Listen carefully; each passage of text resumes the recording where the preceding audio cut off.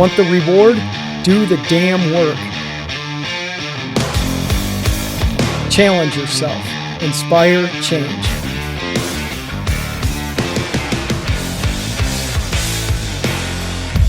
Choice, not luck. What's happening, everybody? Welcome to another edition of Ignite Euphoria podcast brought to you by Racing for Recovery. And I am with one Russ Willard, who I just called Wadsworth. That's what drugs do to you. I've been called worse, so right. It's okay. Let's start with this. How long have you been pondering being in that seat? Since the first time I met you. So probably last October, right before our 5K last year when I met you. I knew, I don't know. I was like, oh, I want to be in there. I heard about the podcast that we've done in here and everything. I was like, I just want to sit down and talk to him. So probably almost exactly a year. Okay, good intro. Let's do this. Let's talk about what you just did a couple weeks ago, okay, which is actually 2 days ago, but when this airs, it'll be a couple weeks ago, All right? I get what you're doing there. All right, I get it. Yep. I let the secret out to the folks at home. But okay. What did you just do on Saturday with respect to our event, and how did you feel? I went out and I supported our 5K, 10K race, and I ran, and that was the first time. I've done a couple 5Ks. I've never done a 10K, so I wanted to push myself, and I wanted to see if I could do it, and I ran the 10K, and I mean, I'm guessing to what you're talking about is what I did after the 10K. I had some friends that were still out there that were struggling to cross the finish line, so I went out and helped them come back. It's interesting how you just answered that, and what you said that you thought I wanted you to say whatever. You put others first, basically, in that. Kind of. I made sure I crossed the finish line first. I made sure that I did what I set out to do first. And once I crossed the finish line, I knew I was good. Then I went back to help my friends.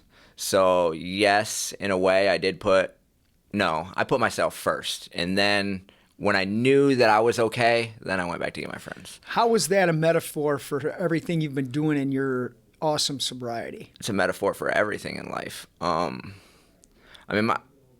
First and foremost, my sobriety has to come first. And I didn't understand what that meant.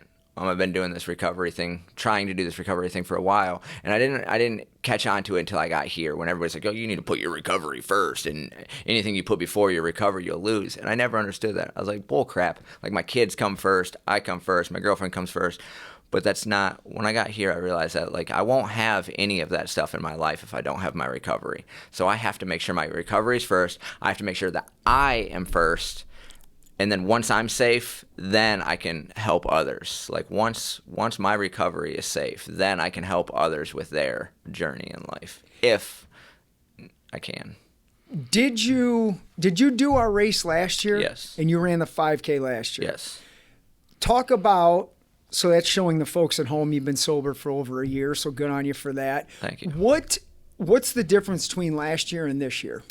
Last year I was kind of in awe of the whole thing. I can relate it to being the first time I was ever backstage at a concert. I was in awe of everything, and there's so much stuff going on everywhere, and I wanted to be a part of everything, but I didn't know how to be a part of anything. It's I wanted to help set up the fences. I wanted to do this. I wanted to do that. I seen you and Dan. I wanted to be a part of everything, but and then I had to sit back and watch. This year, it was kind of when I got there, I knew what to do, where stuff was going to be, and it kind of everything clicked. And I'm telling people, hey, you go there. Hey, will you help us with this? Will you help us? And I was kind of helping to coordinate. And then all my friends were out there, and it was I felt. Last year I was in awe of everything. This year I felt like I was part of the team. I felt like I belonged there, and it felt good this year, and I liked it. Let's stay on the race thing for a second, but when you went back out there, and I was privileged to witness this, when you went back out there repeatedly and brought your peers in, what was that feeling like? Um, I didn't feel anything for myself. Okay, it started because me and Loco have a rivalry over everything we do. Everything we do is a rivalry, whether it's cornhole, whether it's pool, whether it's anything. So we had a rivalry on this. I'm going to beat you to the finish line. I'm going to beat you. Well, when I knew he didn't pass me during the race. So when I crossed the finish line, I'm sitting there huffing and puffing, huffing and puffing. First thing that popped in my head was Loco's still out there. So I turned back around and ran to get Loco. And it was like I didn't even think. I didn't even think about my legs being on fire. I didn't even think about like my friends on the sideline cheering me on, trying to grab a hold of me. You were trying to talk to me. Like everybody was trying to do everything. And the only thing that was in my mind was where's Loco? So like that's the only thing I cared about at first. So when I went out there to get them, as I'm running back with them, I seen everybody down the sidelines and everybody was yelling and everybody was chanting his name. And I was like, my dude did it. Like he crossed the finish. And I didn't think anything about myself. I didn't care about my legs. I didn't care about anything like that. My race was done.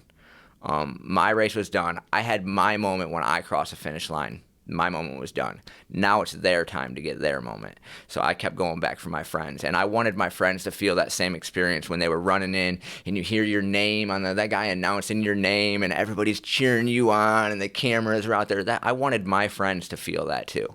So I went back to make sure my friends felt the same thing. I didn't think about me. You know, you're making me think of something that I've never really thought of before. So I appreciate us talking like this. What you just said right there is exactly why I started this in the first place. I just wanted other people to get a feeling of what I felt like. Yeah. That's the formation of this whole thing that 20 years later culminated with you saying it right now. Yeah. Okay, let's do this. How did you end up here? How did you get to Racing for Recovery? Ooh, that's a long story. That's what we're here to do today, buddy. Okay. I was at another treatment place for a couple months, and I met some really great people. And one of the people that I met, I'm going to name drop, like one of the people that I met, her name is Ashley. And me and her became really good friends. Like we were great. And so after I was done with that other program, she came here, and she came here, and I went back to the streets. Like I went back home, because I thought I could do it. Well, while I'm out there making bad choices in my life and screwing shit up again, she was here, and she was trying to get me to come here and trying to get me to come here and trying to get me to come here. And the whole time I was lying to everybody and was like, no, I'm good, when really I wasn't. I was falling apart. I'm in the closet. I hated myself. You know what I mean? Like I'm in the closet doing drugs by myself, and I hated myself, and I didn't want to be alive. Well, she knew that I was really close to ending everything, and I was going to take my own life. And she drove from Toledo all the way back to Norwalk and picked me up and drugged me to detox and had me go to detox. And when I was in detox, I got a hold of Dan and Helene, and they set it up for me to come here. And I have fortunately been here ever since. So I can honestly say that it wasn't my doing coming here. I mean, I was kind of coerced in coming here, but that saved my life. That day where she came in the middle of the night and drove all the way back to Norwalk to pick me up, and I didn't want to come. I kind of came kicking and screaming. I was trying to get her to stop at every gas station so I could just get one more drink, or we just passed my dope dude's house. Can I just get one more shot? And she wouldn't do it. And she drugged me to Toledo kicking and screaming. And here I am. I'm sure you've been given a couple of those T-shirts of ours with empathy, humility, and gratitude on the back of it. And you see the gratitude now you have for Ashley for doing that. That's remarkable. Yes. Go a little bit deeper with this, buddy. And, what was behind all that self-destruction? You want me to go back to, my childhood? You can do whatever you want. This is your story. Just what's beneath all the crap? What was beneath it? I don't know. I grew up in a small town, and kind of like everybody knows you in that town. It's kind of, I don't know. I grew up in a small town, so it's like well known. My mother tried working 2 jobs. She was always busy. It was just me and my mom my whole childhood. So I was kind of left alone.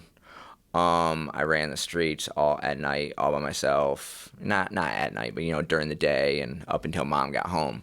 And it was kind of like as long as I got decent grades in school, my mom never asked about anything else. Like as long as I got B's, C's, D's, like as long as I got good decent grades, she never asked what I did. I just stayed out of trouble, and that like ended up me falling into the wrong crowd and a lot of things. And I wasn't exactly like the most popular kid in school, so I was always trying to fit in with people. I was always getting made fun of I've always been smaller than everybody else, so like I got made fun of for a lot of shit, and I tried to I tried to fit in with as many cool people as I could, which drug me down the wrong path.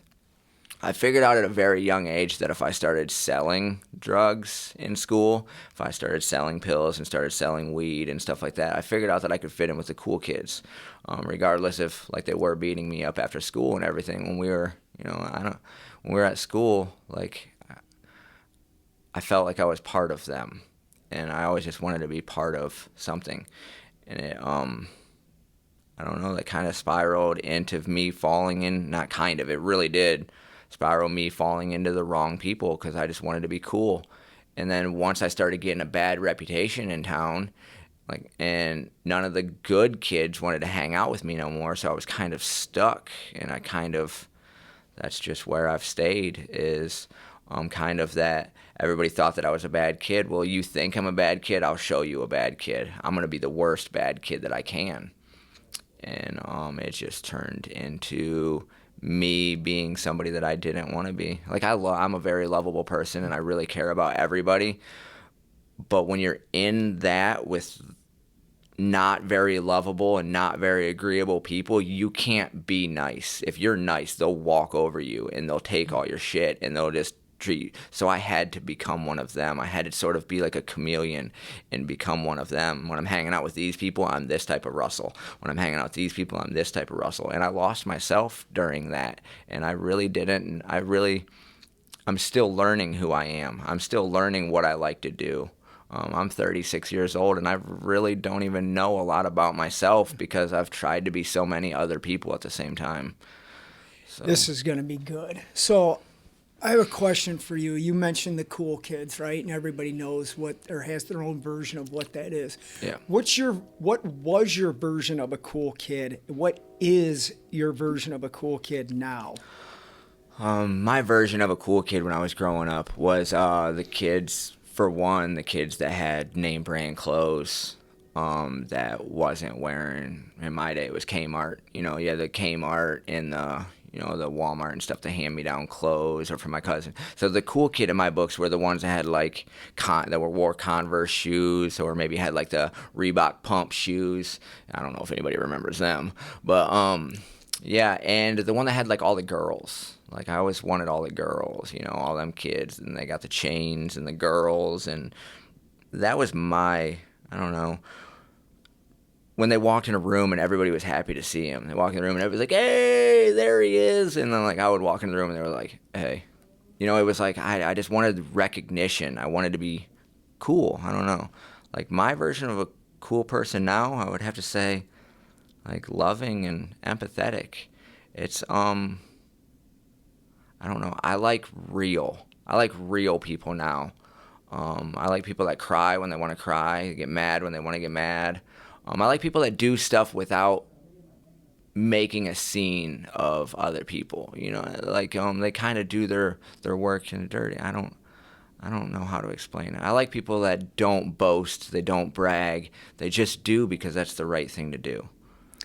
You mentioned something in there that when they walk in the old version, when they walk in the room, that everybody's like, "Hey, what's up?" Yeah. Do you see yourself as being that person today? Sometimes, and I don't.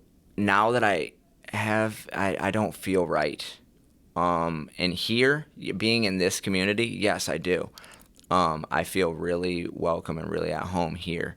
Like when I walk in the lunchroom or when I walk in group, everybody walks up to me and gives me hugs. And now that I do have it, I don't know how to accept it sometimes. I kind of push it away. I'll walk in and everybody will be like, "Hey, there's Russell," and like I'll get overwhelmed and my hands will start sweating, and I don't know why. I'll like start to panic or and I'll turn around and walk away. Like I said, I'm still working on myself. I'm still learning how to accept love and accept that. So yeah, here I do feel that. Do you remember when I said to our awesome tech guy, Adam, when I said, this guy's basically a piece of work? That's a cool kid to me. You are that. Your sarcasm, your heart, your intelligence, just Russ. That's my definition of what a cool kid is. You exemplify that. And you notice your version now of a cool kid and everything that we're talking about has nothing to do with stuff. It's what's on the inside. And that's what I've seen in you. I'm probably going to pull some stuff that we had from that conversation. I think it was on Friday or whatever, but it's, I've watched you grow since you've come in here, and it's like you're the real person that I feel most of us are seeking for in addiction. You found it, and I wonder if it sounds like you're starting to see that, but haven't fully accepted that person yet. I don't know if I found it, but I'm definitely finding it. I'm working on myself every day, more and more. I still have a lot of, we're on air, this is crazy, but I feel like I'm talking to you. I still have a lot of self-esteem issues. I still feel like maybe sometimes I'm not good enough. But other than that, like you said, it's not about the stuff anymore. I've traveled all around the world. I was in the military. I've been to different countries. Not to brag or nothing, but like I've been to a lot of different countries. I've had stuff. I've had cars. I've had houses. I've had swimming pools, trampolines, dirt bikes, go-karts. I've had stuff. I've had a lot of stuff in my life. None of that made me happy. I wasn't happy with myself.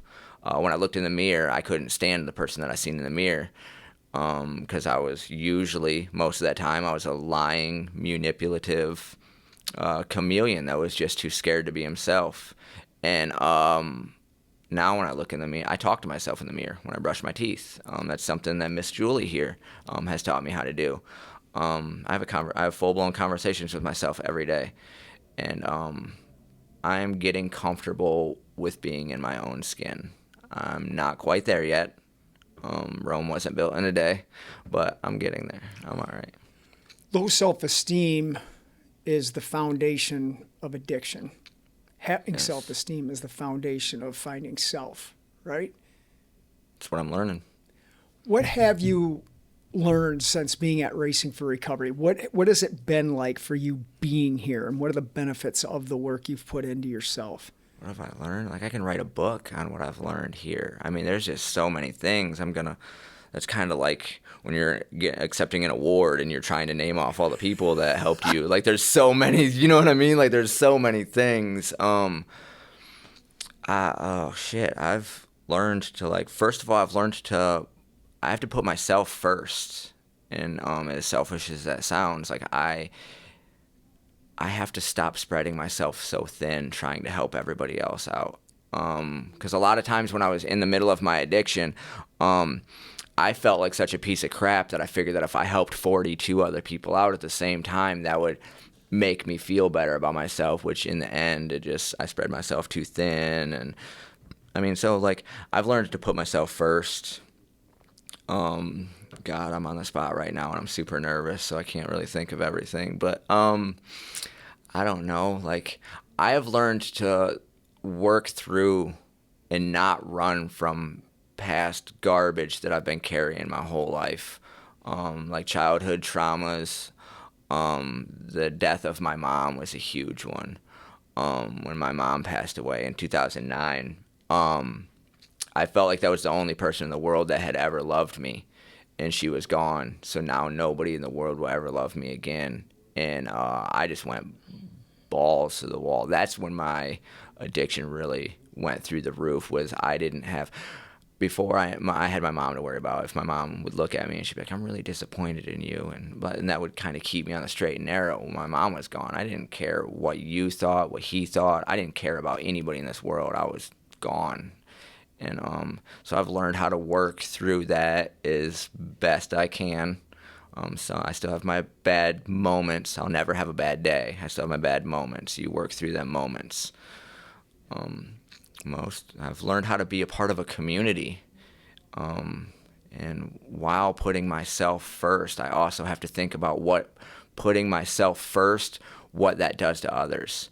Like, I still can't be selfish. I don't know if I'm explaining this right. Like, even though I put myself first, I can't shit on other people. Mm-hmm. Like, I have to still remember what their feelings and their, it's a fine line between like arrogance and like, I can't really think of, between being happy with yourself and being like arrogant. Like, it's a fine line that I have trouble.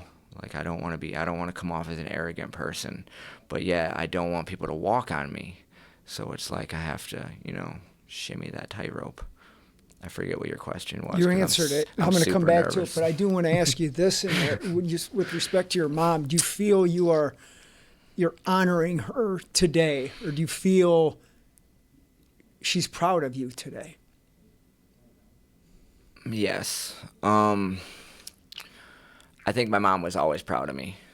My mom was the type of mom that she supported. She wanted the best for me, but it was me and my mom. My whole childhood was just us until my stepdad came along. But my mom would have been proud of me flipping burgers at Burger King. She would have still been standing outside Burger King with a sign like, "That's my son in there. That's my."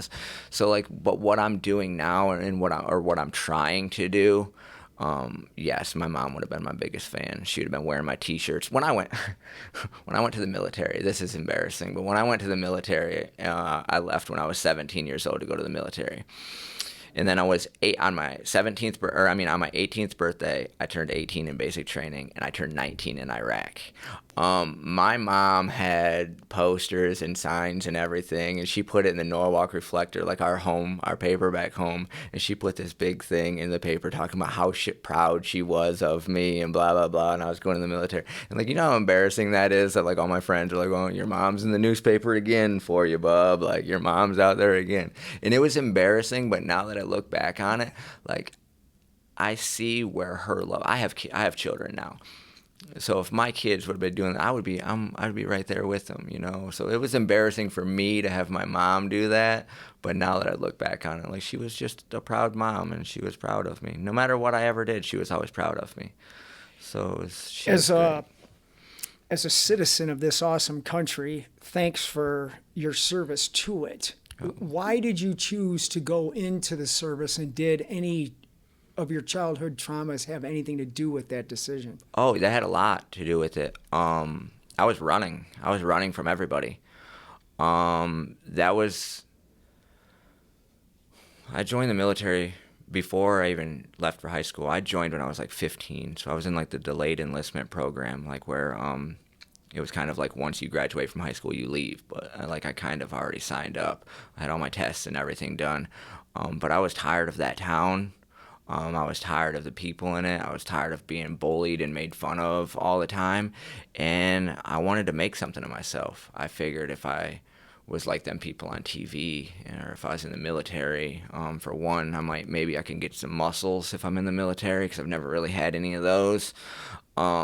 Maybe I could get the chicks, with the uniform on. And, I heard every girl's like uniform. I was like 15, 16 years old. And I was like, you know what? F the world. Like, I'm going somewhere.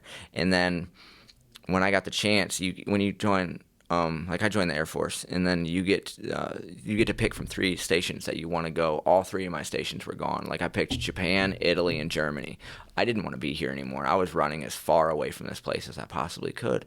So I ran to Japan, and then when I was in Japan, like, I missed my mom, and I inevitably, no matter where I've ever went, I've always came back to Ohio. And it's weird because running from my problems, and I've been running from my trauma the whole time. And right here in Ohio, right in my backyard, is this amazing, wonderful program that's helping me deal with my past. Like, so if I would have just, took a shortcut down the road, I could have just went straight down the expressway and came here and dealt with my shit rather than trying to run from it. Here's a question I've never asked anybody, but I've never been to Japan. They have Ironman Japan over there. I think it runs like periodically, and someday I want to do that. And when you're not a client, I will probably take you over there with me. Again, when you're not a client, there's some humor in there for the folks at home. But anyway, what part of their culture did you embrace that you can actually use today? Because I'm asking that for a specific reason, but go ahead. What part of their culture? Oh, geez, I don't know. Okay, first of all, I like you're not a client thing. Yeah, I really wish it was the same. But what part of their culture? I didn't take advantage of my opportunities when I've been to all these different countries. I was too busy. No matter where the plane landed, I was worried about where the bar was. So I didn't really embrace a lot of the Japanese culture, but I mean, I did like their cars. I did like their girls. So I don't know. I like their food. Okay. I was going to say I love vegetables and rice. I don't really, The reason I'm asking that is part of what we do at Racing for Recovery is always searching for the next opportunity to learn. And I started reading about Buddhism lately, not trying to, and again, I'm not pushing a religion because I don't look at that as a religion. I look at it as an enhancement of Christ stuff, which after reading my first book on Buddhism, it led me to the next book, and I'm gonna mess it up. Nikon, not the camera. Anyway, I'm not saying the word correctly, but it's a derivative from Japan that basically is about grace and gratitude. Mm-hmm. And I'm like, oh, we do those words here. Mm-hmm. And learning about grace, gratitude, what was done for me today.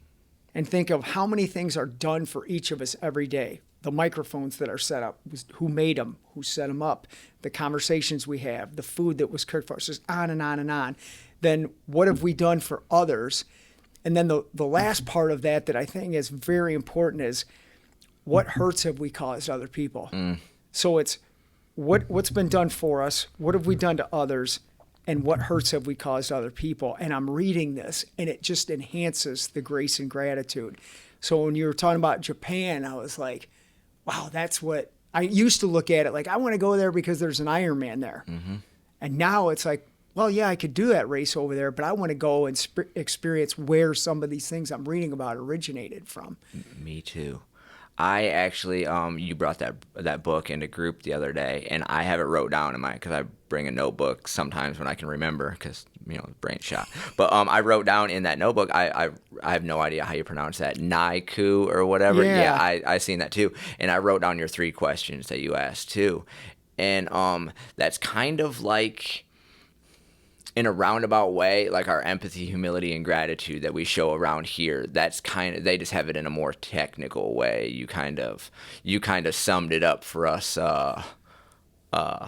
Never mind. You you summed Keep it up for positive, exactly. Us good people. Yeah, us good people, us great people, us healing people. Yes. But I really like that too. Like we don't think about little stuff like that, or I don't.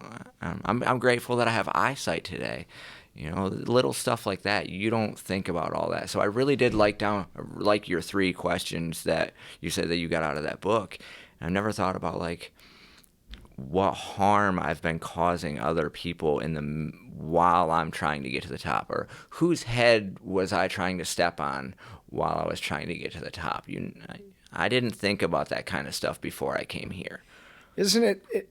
And I talk about, at some point, this seems to come up in every podcast that I'm fortunate to do, but it's like that's the form or the foundation of what Racing for Recovery was. It wasn't you and I sitting here talking about how much coke we did. It's more of the emotions behind that choice, but also looking at I call them the innocent bystanders, our family, our friends, our communities. What was our choices doing to them? Exactly. And that foundation of us having that, which, by the way, we're the first ones ever to do that, really enhances everything else that we're striving to improve on ourselves. Yeah. When I was out there, I used to always say, like, I'm not hurting anybody. I'm just hurting myself. Like, don't worry about me. Like, this is my life, and I'll do what I want. But I've lost so many family members and really good friends and stuff that just couldn't get it. And their choices drove them to inevitably take their own lives, whether it was directly or indirectly because of this stupid lifestyle that we lived, that back past tense. But I never really thought that I was hurting anybody. I just hated myself, so I didn't care about myself. And then, I didn't realize that I was hurting my friends. I was hurting my mom. I was hurting my father. And then as I got older, I started having children. Well, like, I was hurting my children because I was never around. I was hurting my children's mothers because I left them raising my children without me. And and then I get to the point where I was like, well, they're better off without me anyways. Like, no, my children's mothers still are struggling. Like, they're struggling to raise my children. And I didn't even care enough to help. I was so lost in my own pity and self-hatred that I didn't think about everybody else that I was hurting. And then I'm leaving my children without a father that I grew up without a father, which is one of the biggest reasons. It was just me and my mom, and I'm doing the same damn thing to my children. And I'm trying to break that cycle. I need to break that cycle so that my children don't grow up with the same childhood traumas that I did. Try that one more time. I will break that cycle. One more.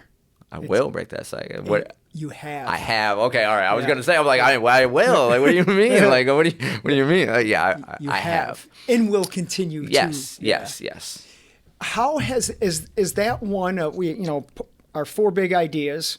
Number 3 being life's emotional hardships that no one can get away from. Is this one of your emotional hardships? This factor of not being around your kids as often as you want to be.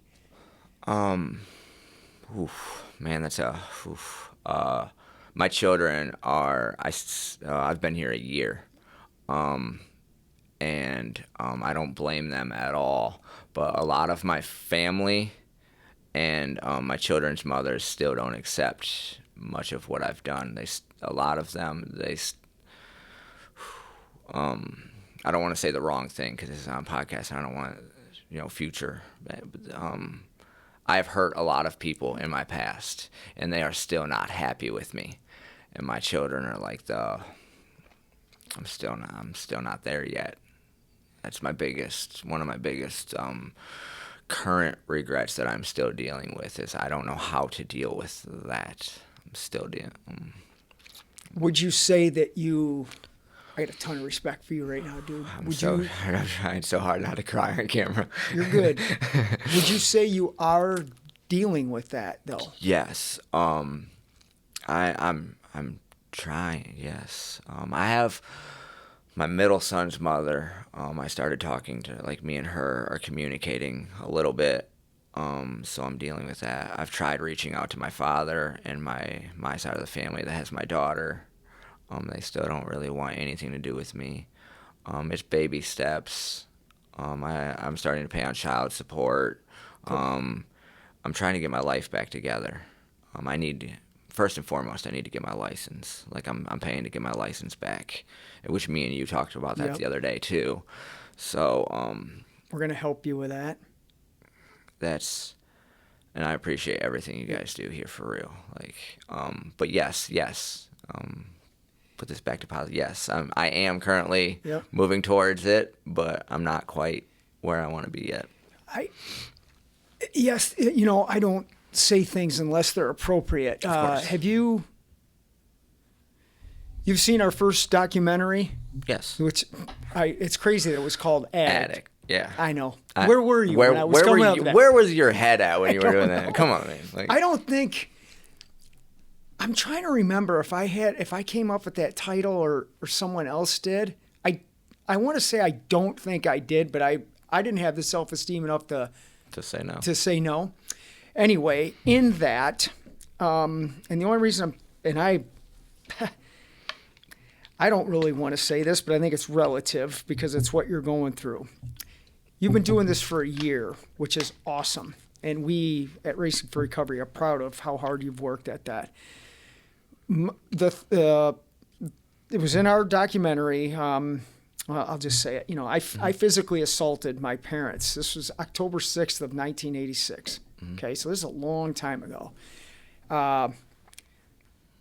My daughter, Skylar, who who works here, was born April 15th of 1998.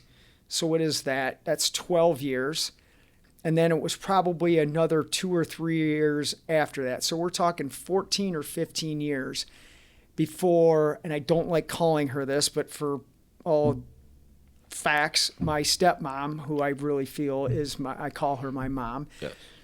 It took her 14 or 15 years to give me another chance.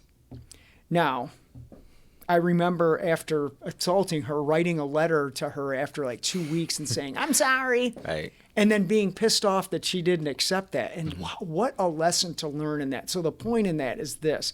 I hope it doesn't take you 14 or 15 years to get people back. But I do believe when we consistently stay sober, everybody that was lost during our choices to use drugs will come back, and it will be better than it was before. That's what is coming to you. It just doesn't usually come when we want it to. Yes. But it will be there. And hearing you describe that, I'm like, I know what that's like. I used to try and force that. Look. And it's like I stopped doing that. And then it shifted where my mom finally said, I see it. We're good.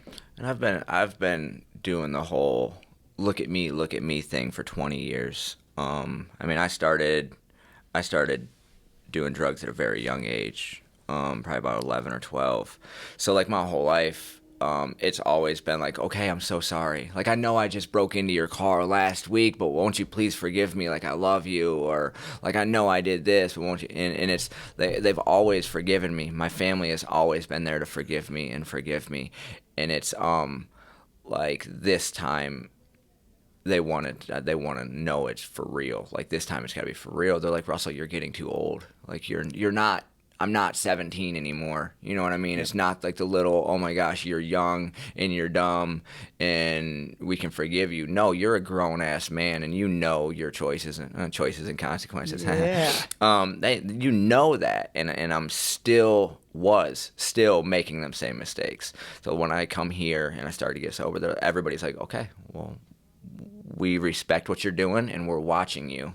Just my father said that, like, I haven't talked to my grandparents in a couple years, and he said that every once in a while he'll be like, Grandpa said he was proud of you, or he's seen this or whatever, and it makes me feel good. But I would like to hear that from my grandpa, but for whatever reason my grandpa doesn't. I mean, I know he loves me, but he's just not ready to talk to me. So it's yet. So let's switch gears to some music stuff, which is here good, we go. Right? All right. So not to criticize Kiss, but when you explained a couple of times why you didn't necessarily like them, I'm bringing it back to the word realism that you talked about before. So talk about your view of Kiss with not being, quote, real, and how that's applicable to the realness you've seen in sobriety. Okay, well, first of all, I just want to apologize if any of them all I know is Gene Simmons. I know, like, but if any of them ever see this, I'm really sorry. Please don't beat me up. I don't know. I just see them, which is really weird because of the music that I listen to. But when I was growing up at a young age, I was like, I love Ozzy. I love, like Guns N' Roses, you're wearing that, Metallica, them. And then you see Kiss get on stage, or you see one of their music videos and his boots are this thick and he's walking around and he's got like that. And I seen it and I'm like, wow, that's fake. Like, he doesn't wear that to the store. He doesn't go to family functions with that on. Like, they don't go places with that. And to me, that it pushed me. It was like a cartoon kind of, and I don't know. I remember sitting we grew up in a trailer, and I remember sitting in the kitchen, and I used to put my mom's makeup on, and I would pretend like I was Tommy Lee when I was a kid, and I would beat the pans and the pots and pans in the kitchen. God, my mom put up with some. God, I was such a loud kid. Like, I was so annoying as a kid, and my toys everywhere. But she put up with it, and she always encouraged it. And I used to always tell her, I don't know how, but one day I'm going to be famous. And here I am on a podcast. That's right. right. Hey, this could be famous. You never know. And then I'd see Kiss, and it was so fake. So, I mean, I actually did a group about this the other day. I wish you could have been in there when we did the men's group. I brought this up. And I try to just be as real as possible nowadays. I try to be transparent. I try not to be fake. Basically, that's it. I don't know. I try not to dress up like robots, I think. I don't even know what they were going for. What were they going... Like, I don't... It's interesting because, and I asked them, we were at their sound check a couple weeks ago, and I asked them about their version, or why they've always abstained from using drugs and alcohol, right? So when I think of realism, all these other bands that we talked about, Guns N' Roses, Metallica, Motley Crue, all the other ones that I like as well, well, were they really being real when they were using drugs? No. They were being real in how they dressed, but everything other than that was a facade. And then you have this other band who, I agree with you, they puts on these costumes, but behind it was 100% realism. And what they were doing, what they were feeling, they were not hiding from anything. They were using these characters as a way to push a message of, freedom, you can be anything you want, have fun, all that stuff that all these other bands that you and I like talked about, but they really weren't living it in a realism way, which I'm equating obviously to sobriety. Yes. And I've been thinking of a way of how to tie that stuff in and make it applicable to what we're doing and what you're doing. And a lot of things and that's another thing that turned me off about Kiss was I can't believe I'm dogging out Kiss on. I think this is horrible. I can't imagine how many people I'm gonna be mad at me for this. But I was in the middle of that. I was in the middle of that rock and roll party, balls to the wall. Let's burn the motel rooms down. And then these guys are over here singing this like, hey, hey, hey, let's everybody be happy. And I'm like, nah, fuck that. Like screw that, And then it wasn't crazy enough for me. It wasn't. I don't know, when I turn on Kiss music, I don't want to jam out. When I turn on Motley Crue or Ozzy or something, I just want to do 110 down the highway with the windows down and just, you know what I mean? I just want to. I don't know. It's like an adrenaline rush for me. That music is just and Kiss just never gave that to me. I won't tell Paul Stanley that we did this today. Oh yeah, that's another guy. Yeah. But he and again, we're tying a lot of the music as a part of it's one of our lifestyles that Racing for Recovery endorses. And I think of what you're doing, even with running the men's meeting. You're working on potentially working here someday, which we fully endorse or whatever. I will. No, you will. I will. That way. Yeah. Thanks for correcting my verbiage. Oh, you're right. I appreciate that. Good on you. Yeah. That was a test. I knew what I was saying there. Yeah. Oh, I will. But the realism that you're living now is exactly what this whole thing is about. So even, quote, ripping on Kiss a little bit, it's the realism behind everything that you've been doing here for the past year. And I treat Kiss. I totally respect everything that they've done and how. I mean, and look, they're still rocking. They're away, and what is it like? Was it 40 years? 50 years? Yeah, something like that. I mean, holy crap! That's who am I to say that that's not incredible? Like a Corvette. I respect a Corvette because I respect what it can do. Just like I respect what Kiss has done, but I just don't like them. But okay. Speaking of that, being real is. When we had God rest his soul, but when we had Dale's showing outside, and I walked up to you, I don't know if you remember this, but I walked up to you, and I was like, Todd, thank you so much, because Dale was one of my really good friends, and I love him dearly, and I was like, thank you so much for what you've done, and you're like, for what? You're like, I'm just doing what's right. You're like, I just wake up, and you're like, I just do what I feel like is right, and I was like, wow, yeah, I don't care if it looks cool anymore. I don't care if the people on the internet or social media. I don't even really post on social media anymore because it's dumb. It's like a thirst trap. But I don't care anymore. I wake up in the morning and I just do what I think is right. Like I seen my next door neighbor was carrying her laundry the other day, and you could tell she's got COPD. I've talked to her a couple times, and you could tell that she's struggling. And I walked up and I was like, all right, let me get it. And she's like, no, it's okay. And I was like, no, like, give me your basket. Like, I got this, And it's like, I don't think about a lot of stuff anymore. I don't think about what's cool. I don't think about what am I going to get out of this, or let me run home and put a social media post. Oh, I just helped my neighbor with their lawn. Like, I don't think about that. And the only reason why I brought it up is because of this. Is like I just honestly do what I feel in my heart is right, or what I feel somebody else might like. Because she probably went home and thought like, wow, that was a really nice thing, and maybe 2 weeks from now, she'll see somebody at the store and she'll want to help them out, maybe like pass it on. I don't know. Show the world some love, man. Well, we're back to the three things from the Japanese culture, right? Yeah. What have I done for somebody, Yeah. right? We're rolling 10:44. These things keep getting longer and longer as I do them, which is okay. What's it like for you now doing this podcast, knowing that people are going to benefit from it, which they will? You're facilitating the men's Racing for Recovery support group meeting. I do believe you started doing some Thursdays, or you're going to be? I've done Thursdays, but I mostly just do the camera. I'm kind of like the behind the scenes, like my man over here, kind of like behind the scenes, What's your vision of what you're going to be doing here in the future? What do you want to do? I don't know. I feel comfortable when I'm behind the desks in the groups. I feel comfortable when I'm behind that. Like even talking to you right now, like it's really hard for me to it's really hard to keep eye contact. It's really hard for me to do that stuff. But when I'm behind that desk, it just feels so much better. Like when people are asking me questions, or when I know I'm helping somebody, when I can see in the look in somebody's eyes when they're scared, or when they don't know what to do, or when people are messaging me at 2-3 o'clock in the morning because they're having problems, that's where I feel comfortable. And I don't know, like I just want to help people. I don't care what I'm doing, really. Like I'm not stingy.